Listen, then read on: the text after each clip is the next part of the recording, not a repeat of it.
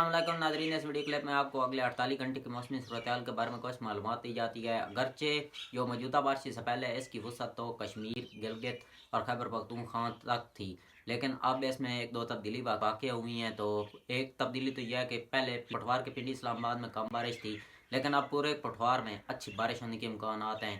इसके अलावा दूसरी तब्दीली यह है कि ये पहले 23 दिसंबर को, इस बारिश से पहले को 23 दिसंबर को ख़त्म होना था, लेकिन अब ये बारिश से पहले तकरीबन 22 और 23 की रात को ही ख़त्म हो जाएगा। इसके अलावा जो शुमाली पहाड़ी इलाके हैं वहाँ पर पहले 80 मिलीमीटर तक बारिश नज़र आ रही थी, लेकिन अब ये बारिश तकरीबन 50-60 मिलीमीटर तक बारिश नज़र आ रही है।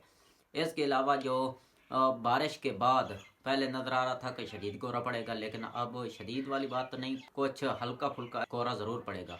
इसके अलावा धुंध की बात करें तो धुंध आज और कल शदीद धुंध पड़ेगी, लेकिन आज और कल के बाद धुंध पॉकेट की सूरत में ग्राउंड लेवल में पड़ने के इम्कानात हैं।